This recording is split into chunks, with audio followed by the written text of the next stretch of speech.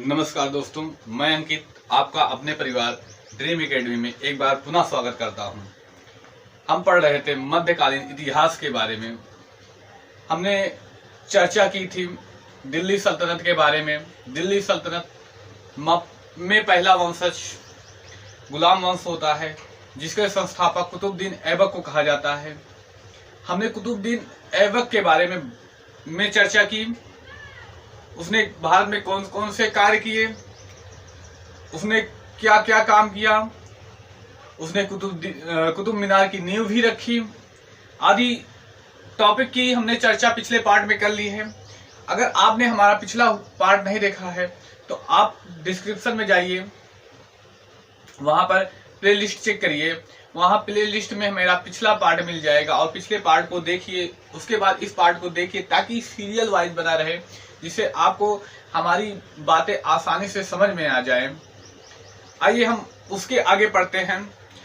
हमने बात की थी कुतुबुद्दीन ऐबक 1206 से 1210 तक शासक रहा। 1210 ईस्वी में उसकी मृत्यु हो जाती है। मृत्यु से जुड़ा हुआ उसके प्रश्न कई बार पेपर में पूछा जा चुका है।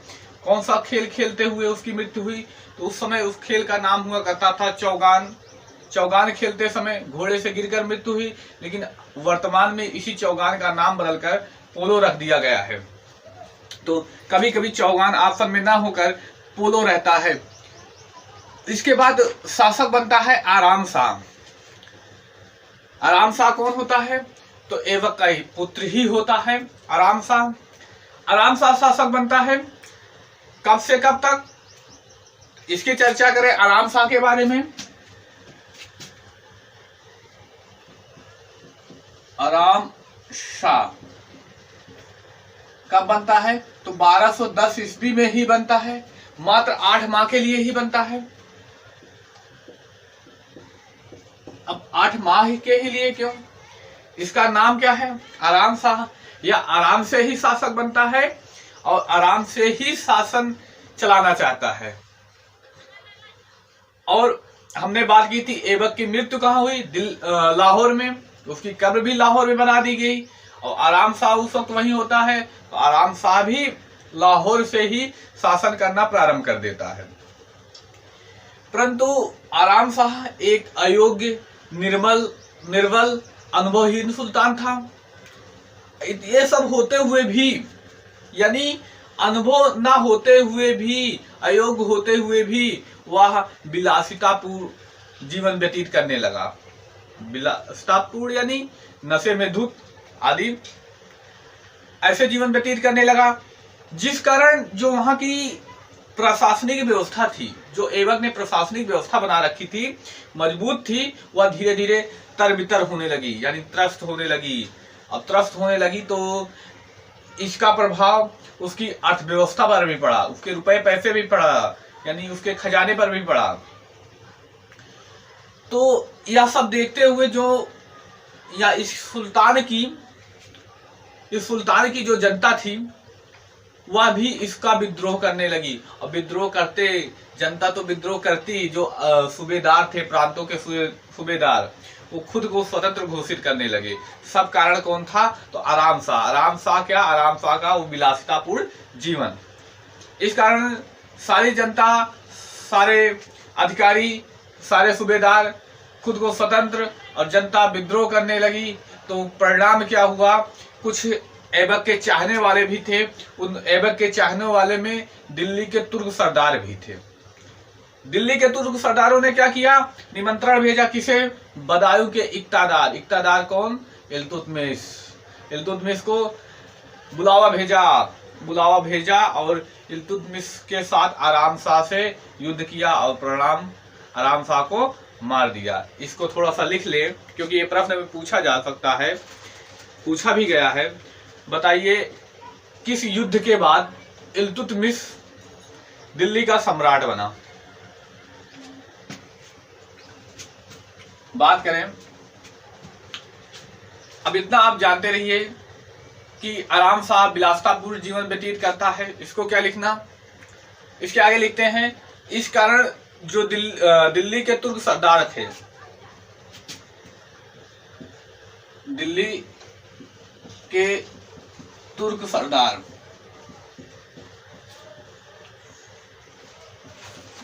ने क्या किया? बदायूं के इक्तादार कह सकते हैं, राज्यपाल या सूबेदार, उस टाइम का सूबेदार कौन था? बदायूं का इक्तादार तो इल्तुतमिश था। इल्तुतमिश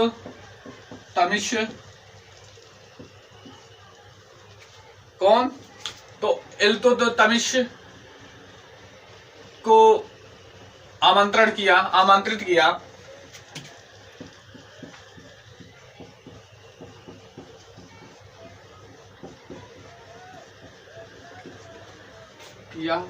और परिणाम स्वरूप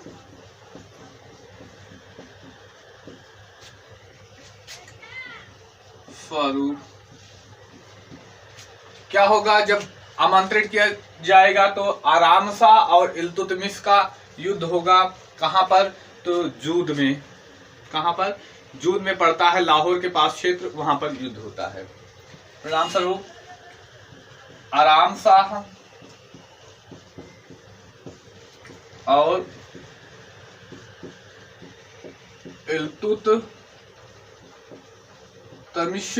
इल्तुतमिश के बीच जूद का युद्ध हुआ।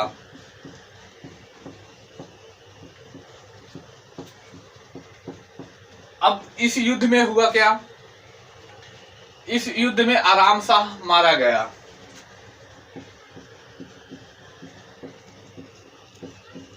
युद्ध में आराम शाह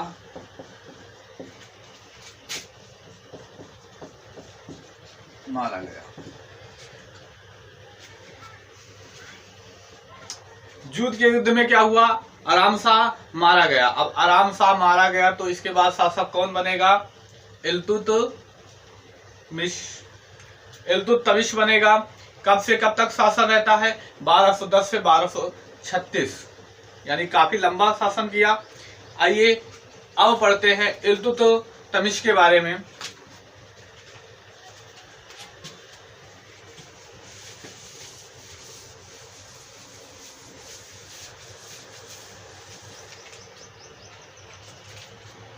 बात करते हैं इल्तुतमिश के बारे में। कब से कब तक?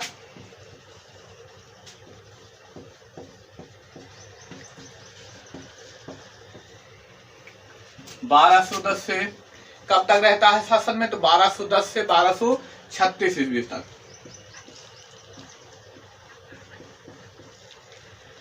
हमने बात की थी इससे पहले वाले पार्ट में कि बताइए गुलाम वंश का संस्थापक किसे कहा जाता है? तो वहां पर बात की थी कुतुबुद्दीन ऐबक को। लेकिन अगर प्रश्न में ऐसे आ जाता है गुलाम वंश का वास्तविक संस्थापक किसे कहा जाता है? गुलाम वंश का वास्तविक संस्थापक किसे कहा जाता है? तो गुलाम वंश का वास्तविक संस्थापक इल्तुतमिश को कहा जाता है। क्यों?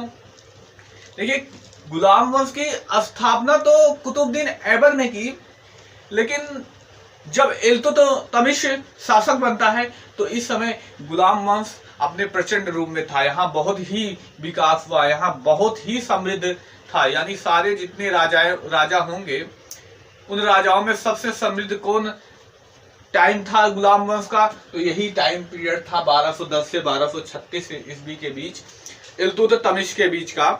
इस कारण इल्तुतमिश को गुलाम वंश का वास्तविक संस्थापक कहा जाता है। जैसे हम भारतीय संविधान पढ़ते हैं तो उसमें पढ़ेंगे भारत का संवैधानिक प्रमुख राष्ट्रपति होता है, लेकिन वास्तविक प्रमुख कौन होता है? तो प्रधानमंत्री। क्यों? क्योंकि संवैधानिक राष्ट्रपति नाम मात्र का होता है और सारे काम कौन करता है? कौन प्रशासन करता है? सारे अच्छे काम बुरे काम जो भी हो वो कौन करता है? प्रधानमंत्री। यानी प्रधानमंत्री सारे निर्णय लेने के योग्य होता है, इसलिए उसको वास्तविक संस्थापक कहा जाता है। उसी तरह यहाँ पर भी कुतुबुद्दीन ऐबक ने तो स्थापना कर दी, लेकिन वह विकास नहीं कर सका। विकास किसने किया? इल्तुतमिश ने। इस कारण इसको वास्तविक संस्थापक कहा जाता है। पूछा जाए, लिख देते हैं इसको, गुलाम वंश का संस्थापक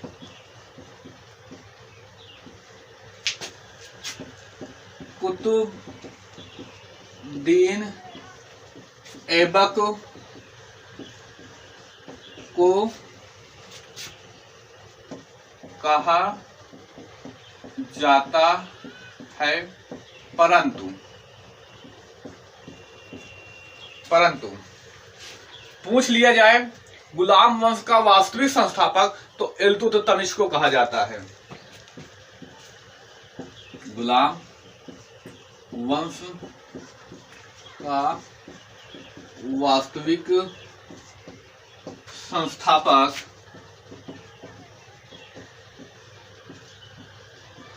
इल्तुतमिश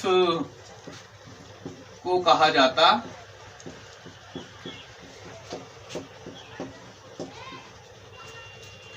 क्यों कहा जाता है, हमने इसकी भी चर्चा कर ली। क्योंकि इल्तुतमिश के समय में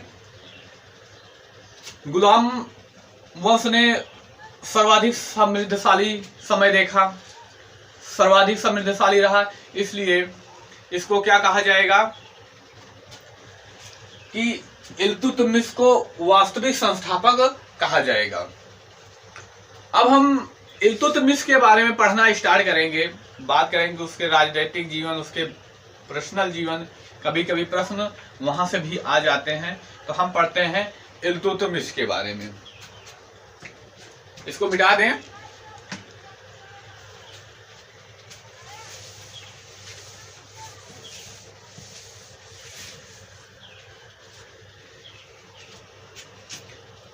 बात किसके बारे में हम करेंगे, तो इल्तुतमिश के बारे में।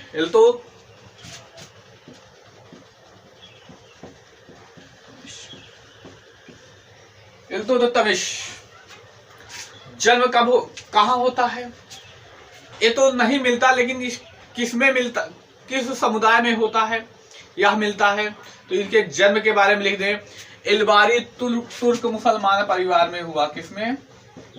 इलबारी तुर्क मुसलमान परिवार में हुआ। जन्म के संबंध में यही तथ्य मिलता है कि बताइए इल्तुतमिश का जन्म किस समुदाय में हुआ, तो किस समुदाय में हुआ था, तो इलबारी तुर्क मुसलमान परिवार में हुआ था। कौन से? इलबारी तुर्क मुसलमान परिवार में हुआ था। पिता का नाम इलम खां मिलता है।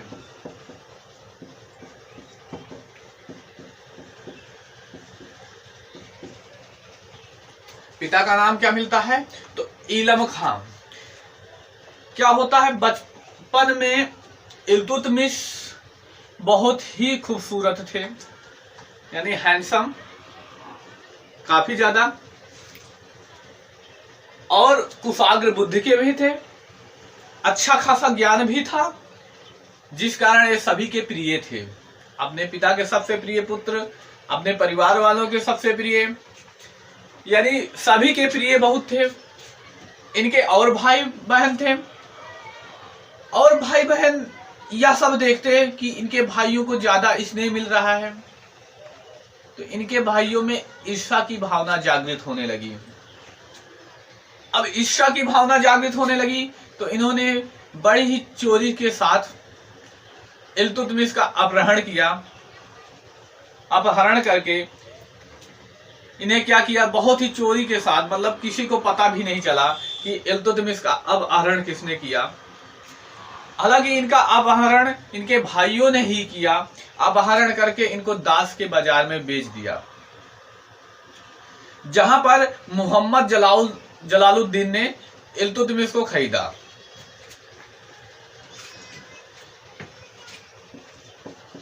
इनके लिख देते हैं, इनके भाइयों द्वारा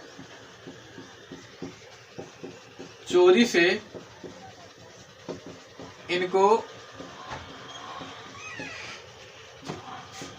दास बाजार में बेच दिया जाता है। दास बाजार में बेच दिया जाता है। दास बाजार में जब बेच दिया गया तो इनको खरीदा कौन? तो एक व्यक्ति था मोहम्मद जलाउद्दीन, जहां मोहम्मद जलाउद्दीन ने इल्तुतमिश को खरीद लिया।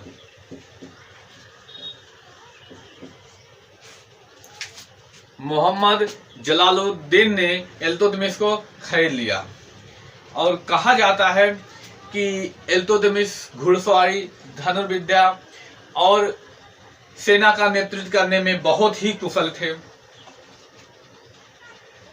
अब बहुत कुशल थे तो इसको खरीदा किसने? मोहम्मद जलाउद्दीन ने। अब मोहम्मद जलाउद्दीन क्या करेंगे? इनको ले आते हैं कहाँ? गजनी के बाजार। गजनी का बाजार कहाँ? अफगानिस्तान वाले क्षेत्र में। क्या करने? इनको दोबारा से बेचने। इसको भी नोट करते हैं।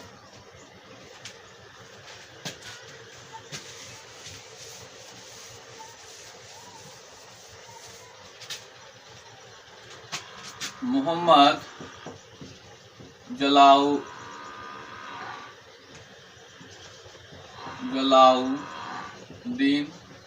क्या? मोहम्मद जलाउद्दीन। बात करें मोहम्मद जलाउद्दीन, अब क्या करेंगे? इल्तुतमिश को गजनी लिखते हैं के बाजार, यानी कहाँ? अफगानिस्तान, अफगान वाले क्षेत्र में के बाजार में बेचने लाते हैं, परंतु दाम अधिक रखते हैं।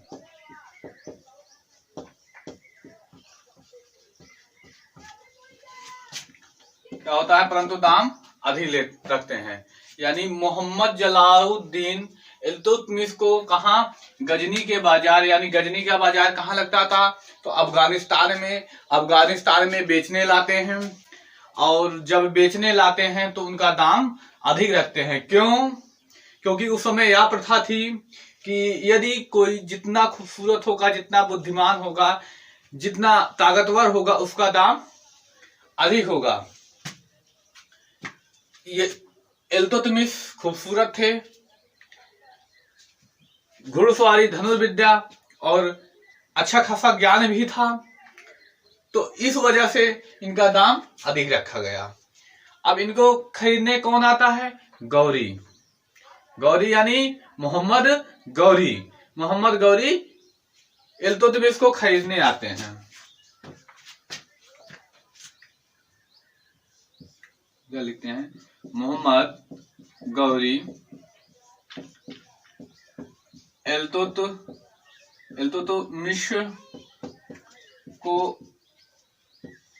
खरीदने आते हैं।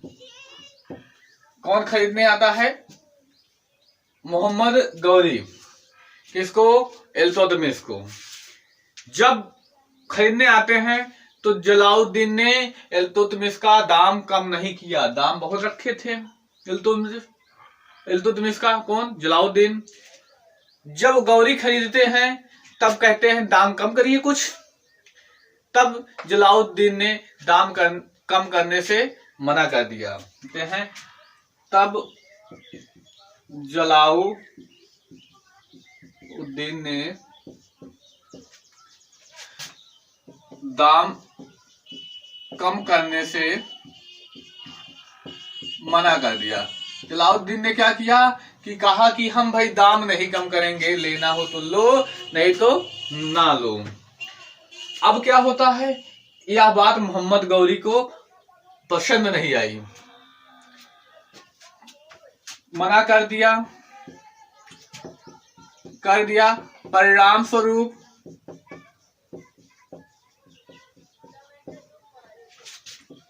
गौरी ने गुस्से में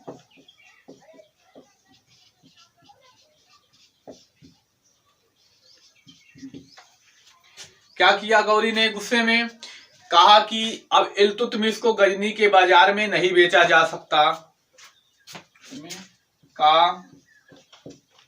गुस्से में इल्तुतमिश को गजनी के बाजार में बेचने पर प्रतिबंध लगा दिया। कहा कि अब इल्तुतमिश को गजनी के बाजार में नहीं बेचा जा सकता। अब जब इल्तुतमिश को गजनी के बाजार में नहीं बेचा जा सकता तो जलाउद्दीन क्या करते हैं? जलाउद्दीन इल्तुतमिश को लेकर दिल्ली चले जाते हैं। परिणाम क्या होगा? इसके बाद क्या होगा? जलाउद्दीन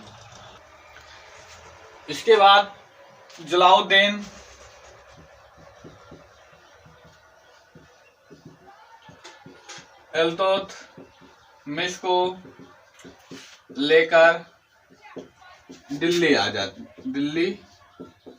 आ जाते हैं। कब आते हैं? तो 1197 ईस्वी में। कब आएंगे? तो 1197 ईस्वी में कौन लेकर? जलाउद्दीन इल्तुतमिश को लेकर कहाँ आ जाते हैं? दिल्ली। क्यों? क्योंकि मोहम्मद गौरी ने इल्तुतमिश को गजनी के बाजार में बेचने पर प्रतिबंध लगा दिया, तो वहां बेचा नहीं जा सकता। तो अब बेचना तो है ही, बेचने के लिए कहाँ ले जाते हैं? तो दिल्ली के बाजारों में।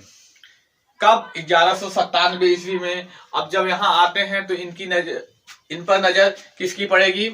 तब कुतुबुद्दीन ऐबक की। कुतुबुद्दीन ऐबक क्या करेंगे? इनको खरीद लेंगे।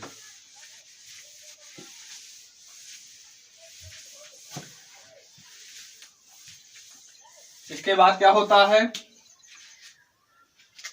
दिल्ली में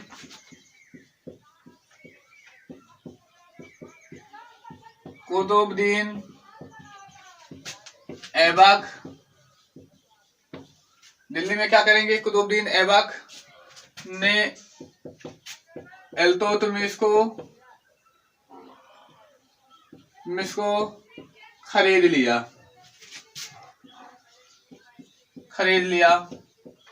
इल्तुतमिश को क्या किया? खरीद लिया। कहाँ? तो दिल्ली में। किसने खरीदा? तो कुतुबुद्दीन ऐबक ने। अब कुतुबुद्दीन ऐबक ने खरीदा, तो कुतुबुद्दीन ऐबक ने कब खरीदा? तो 1197 ईस्वी में। अब 1197 ईस्वी में खरीदा। यहां एक बात ध्यान देने वाली है। देखिए, मोहम्मद गौरी का गुलाम कौन? ऐबक। ऐबक के बाद ऐबक का गुलाम कौन? इल्तुतमिश। तो क्या हम एक कह सकते हैं मोहम्मद गौरी का गुलाम कौन? ऐबक। ऐबक का गुलाम इल्तुतमिश। तो हम इल्तुतमिश को क्या कह सकते हैं? गुलामों का गुलाम, गुलाम का गुलाम, यानी इसका गुलाम है गुलाम का भी गुलाम कौन? इल्तुतमिश। इस कारण इल्तुतमिश को गुलाम का गुलाम भी कहा जाता है, या पेपर में प्रश्न आ चुका है। गुलाम का गुलाम इल्तुतमिश को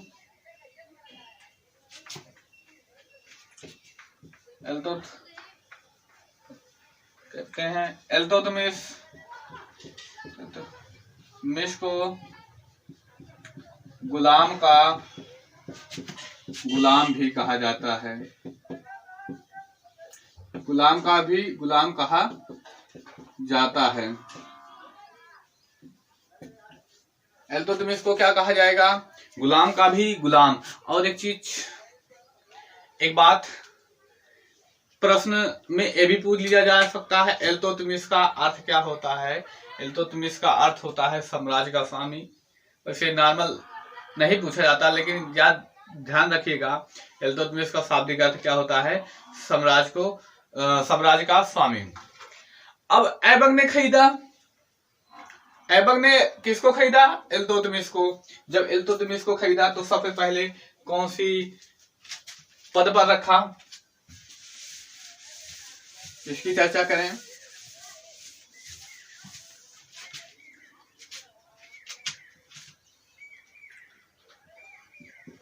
ऐबक ने इल्तुतमिश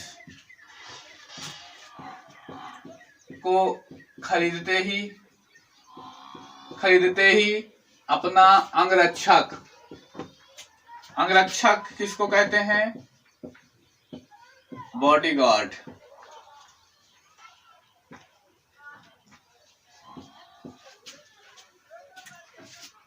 बॉडीगार्ड यानी अंगरक्षक बना लिया।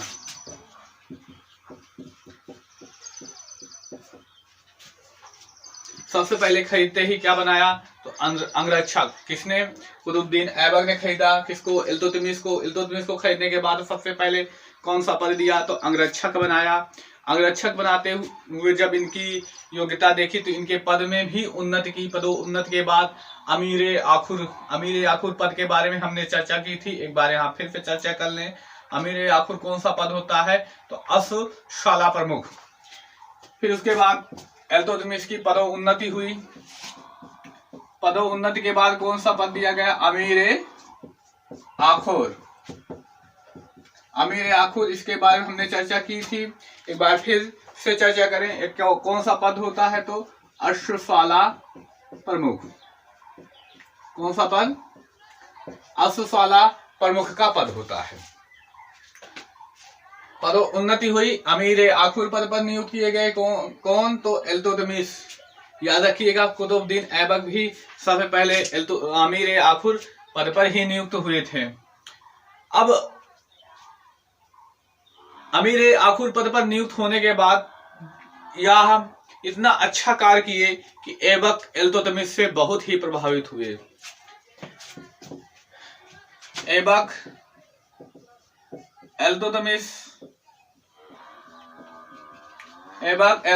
से बहुत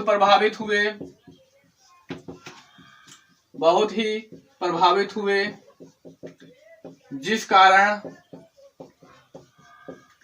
इन्होंने क्या किया? जिस कारण इन्होंने इल्तुतमिश को दास के बंधनों से मुक्त कर दिया। कब मुक्त किया? यह पेपर में पूछा जा चुका प्रश्न है। बताइए, कुतुबुद्दीन ऐबक ने इल्तुतमिश को कब दास के बंधनों से मुक्त किया? तो यह प्रश्न आया था। तो अच्छे इसको नहीं कर पाते, जो पढ़े रहेगा अच्छे से वही कर सकता है। कब मुक्त किया था? तो 1205 ईस्वी में। याद रखिएगा, 1206 में शासक बनते हैं। शासक बनने से पूर्व ही इन्होंने इल्तुतमिश को पद से मुक्त, दास के बंधनों से मुक्त कर दिया, जिस कारण 1205 ईस्वी में ऐबक ने इल्तुतमिश को दास के बंधनों से मुक्त कर दिया।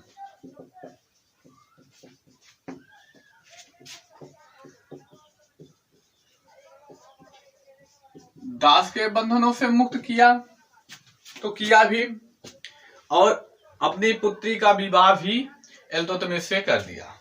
इसी समय अपनी पुत्री का विवाह और अपनी पुत्री का विवाह इल्तुतमिश से कर दिया।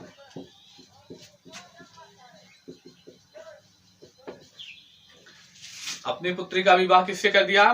तो इल्तुतमिश से। अब इल्तुतमिश से विवाह कर दिया, और कुछ प्रश्न बनते हैं जो पूछे जाते हैं परीक्षा की दृष्टि से। उसकी भी चर्चा कर लें। इसको मिटा दें।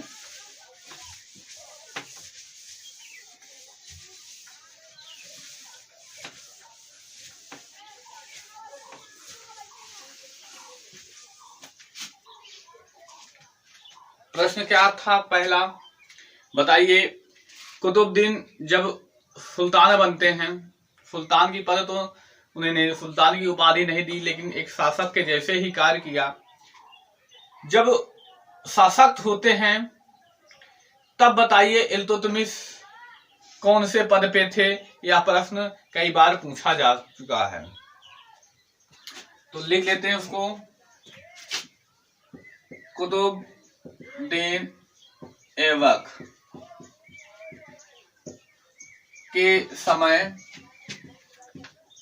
इल्तुतमिश बदायूं कहाँ पड़ता है? उत्तर प्रदेश का वर्तमान में एक जिला बदायूं है। कहाँ पड़ता है? तो उत्तर प्रदेश के सूबेदार थे।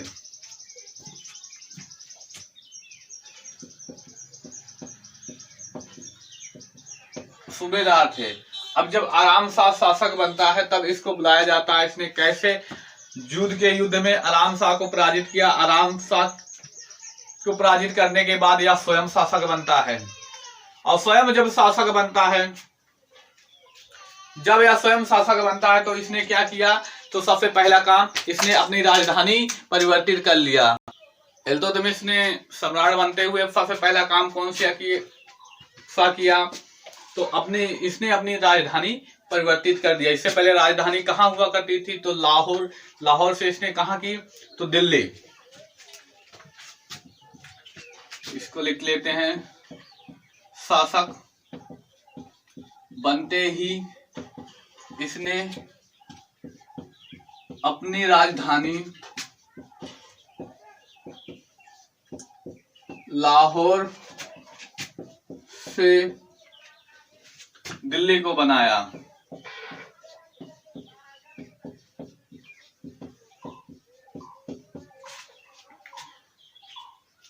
अब जब यह आराम शाह को मार देता है, पराजित कर देता है, तो यह शासक बन गया। और शासक बनते ही इसने सबसे पहला काम क्या किया? इसने सबसे पहला काम अपनी राजधानी परिवर्तित किया। राजधानी कहां से कहां? तो इसकी राजधानी कहां हुआ करती थी? तो इसकी राजधानी लाहौर हुआ करती थी। इसने लाहौर से अपनी राजधानी कहां पर बना ली? इसने अपनी राजधानी लाहौर से दिल्ली बना ली। पेपर में प्रश्न पूछा गया है, दिल्ली पर शासन करने वाला प्रथम मुगल सम्राट कौन था? तो इल्तुतमिश।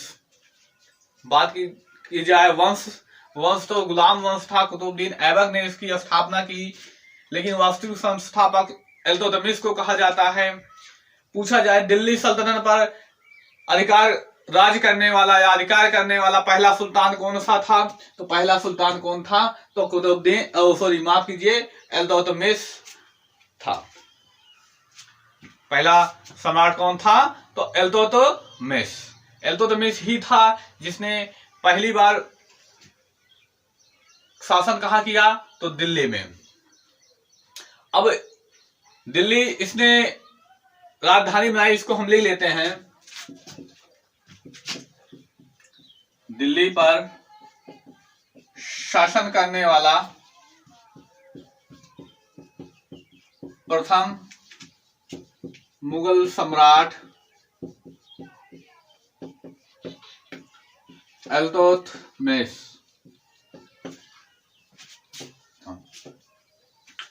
दिल्ली पर शासन करने वाला प्रथम सम्राट कौन? तो इल्तुतमिश। अब इल्तुतमिश जब शासक बनता है तो इतना आसान भी नहीं था। एक अच्छा पद आया तो उसके साथ साथ दुश्मनों की संख्या भी बढ़ गई। तो इल्तुतमिश के भी दुश्मन संख्या बढ़ जाएंगे। इनके राज्य की राह में बहुत ही कांटे बिछे हुए थे, और इसने बड़ी मुश्किल से ही आगे इन कांटों को साफ किया। कौन से 3 प्रमुख शत्रु होते हैं? इल्तुतमिश जब शासन बनता है तो इसके 3 प्रमुख शत्रु होते हैं। कौन? इसकी चर्चा करें। इल्तुतमिश के 3 प्रमुख शत्रु।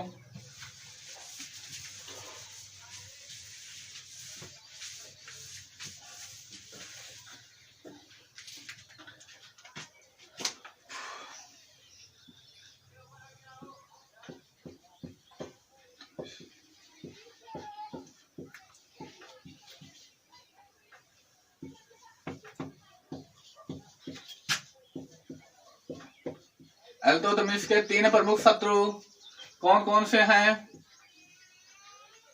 इल्तुतमिश के 3 प्रमुख शत्रु, तो पहले शत्रु की बात की जाए तजाउद्दीन याल्दाउश। कौन कौन था पहला शत्रु? तो तजाउद्दीन याल्दाउश। तजाउद्दीन याल्दाउश के बारे में हमने पढ़ा था। जब ऐबक मोहम्मद गौरी के 3 गुलाम होते हैं, तीनों के बारे में हमने बात की थी। नसरुद्दीन कुबाचा, तजाउद्दीन याल्दाउश और कुतुबुद्दीन ऐबक। तो उनमें जब बंटवारा होता है तो तजाउद्दीन याल्दाउश का क्या मिलता है? गजनी यानी अफगानिस्तान का क्षेत्र, गजनी का शासक मिलता है। तो तजाउद्दीन वहां का था। उसके बाद अगला दुश्मन नसीरुद्दीन कुबाचा। अगला दुश्मन कौन था? नसीरुद्दीन कुबाचा। अगला दुश्मन कौन था? नसीरुद्दीन कुबाचा। और तीसरा दुश्मन अली मर्दान। अली मर्दान कौन था?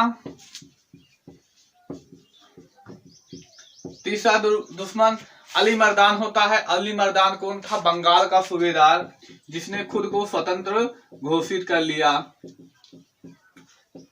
इस ऐबक के अंदर ही काम करता था, लेकिन जब आराम साहब शासक बनता है तो उस समय अलग होने की सूबेदारों की होड़ लगी हुई थी। उसमें ए भी एक था जिसने खुद को अलग कर लिया। हमने बात कर ली कि इल्तुतमिश कैसे शासन में आता है, इल्तुतमिश कौन होता है। अब उसके 3 प्रमुख दुश्मन होते हैं, इनके नाम की चर्चा की और इन्होंने इल्तुतमिश के रास्ते में कौन से कांटे खड़े किए, कौन से बीज बोए, इन सब की चर्चा हम नेक्स्ट पार्ट में करते हैं। अगर आपको मेरा यह वीडियो पसंद आया है तो मेरे चैनल को लाइक, सब्सक्राइब और शेयर करिए और अपने मित्रों को बताइए, ताकि वो भी एक मध्यकालीन इतिहास के बारे में जान सकें, उनको भी आने वाली परीक्षाओं में मदद मिल सके। अब मिलते हैं नेक्स्ट क्लास में।